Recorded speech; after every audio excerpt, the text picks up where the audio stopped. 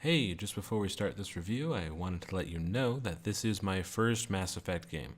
I have not played 1, 2, or 3, so I know very little about the characters, the story, the gameplay, whatever. This is just a fresh look at the series, starting with Andromeda. This review does contain minor spoilers. It doesn't show anything of the end, but it does show some characters that you get a bit later on. So if you're worried about spoilers, play the game, enjoy it, then come back and watch this review. With that being said, I hope you enjoy. Mass Effect Andromeda, in my eyes, was a fantastic game to play. The visuals and graphics are some of the best I've seen, and its storytelling, characters, and setting had me hooked from beginning to end. I understand that the game has its problems, and by no means is it a perfect game, with poor animation quality in some areas, questionable dialogue choices, and a user interface that can leave you feeling frustrated and lost with its foreign layout. In spite of all the flaws this game has, I believe that it is still worth your time and money. Hopefully after this review, I will have shed some light on why I see the game as merely flawed and not the massive failure of a game some believe it to be.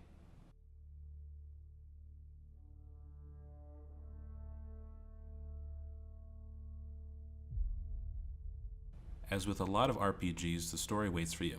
There is no sense of dread or feeling that you need to complete certain missions within a time limit. You are allowed to choose any mission and complete them in any order as long as they are available to you. I like this because you can prioritize the missions you feel are important without having to worry that you will miss key elements of the story if you do not complete specific missions at specific times. The overall story is one that I enjoyed very much, as I felt I could really put myself in the shoes of the Pathfinder, helping find a new home for all parties involved. I was excited to see new worlds to explore and wondered how each one would affect the story and would change based off of the decisions I had made. Each crew member that joins you on the Tempest is unique and all have their own reasons for coming to a new galaxy. It was fun getting to know them and their reasons for coming to Andromeda. However, I did feel that their stories had a good foundation. They contained very little depth or longevity to them, leaving me wanting more, which all in all means they did something right if I'm wanting seconds. The overall gameplay of Mass Effect Andromeda was acceptable. I wouldn't say I had any major problems with it, however it was nothing special either. In a game like this, where story is king, the gameplay felt more like a vehicle to drive you to different parts of the story, rather than both gameplay and story becoming intertwined. The selection of guns at your disposal is fairly run-of-the-mill with your assault rifles, shotguns, sniper rifles, pistols, and a limited selection of melee weapons. During my time with the game, the sniper rifle quickly became my favorite weapon as I prefer the whole one-shot, one-kill mentality, ensuring that enemies did not become bullet sponges, especially when getting headshots.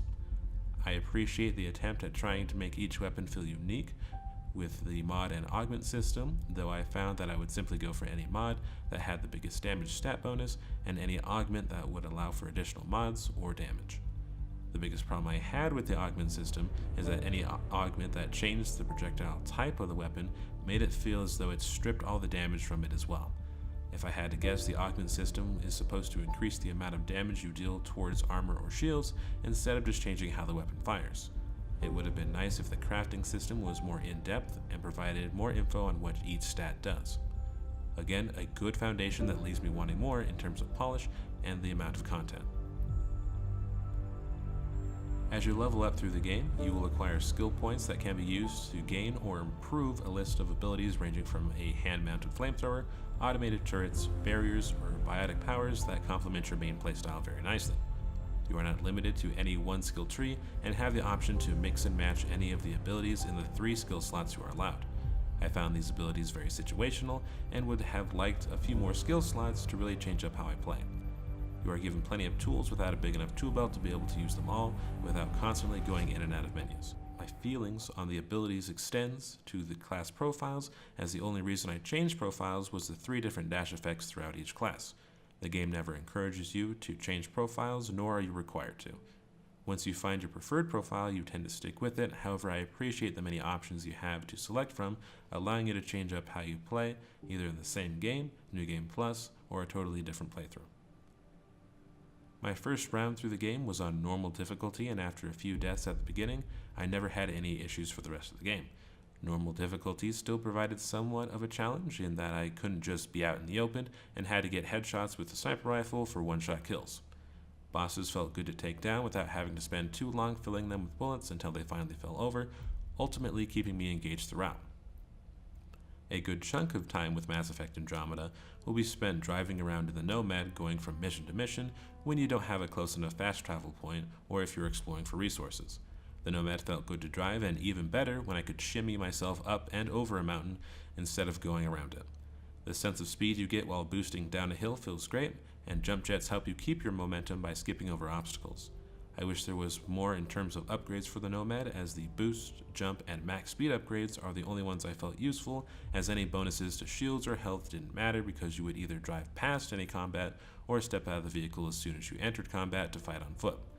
I never came into a situation where I was even close to losing the shields on the Nomad, let alone having it destroyed.